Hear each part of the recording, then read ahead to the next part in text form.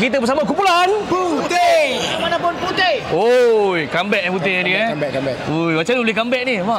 Sebab kita orang dah nak retired. Jadi ni kita bawa untuk mungkin last year ke kita main nak retired. Lepas ni kita dah jadi juri. Oh, macam mana Kak Ida boleh tergolong dalam putih? Tu memang orang kata nasib. Dia macam telik nasib, tiba-tiba dapat. So, tahun ni punya ada kelainan konsep atau mengekalkan style putih dulu ke macam mana? Dia takkan lagi banyak. Takkan lagi banyak sebab basic komedi tu sama.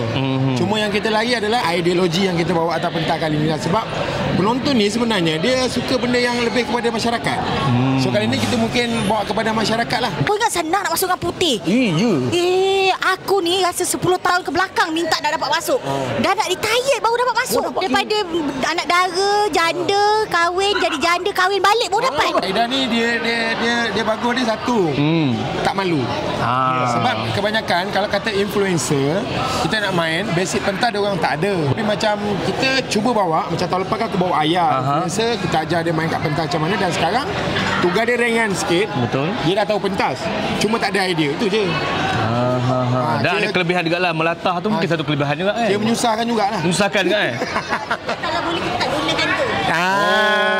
Bagus. Sebab tahun ni dia macam skru, aku dah ketatkan skru tu.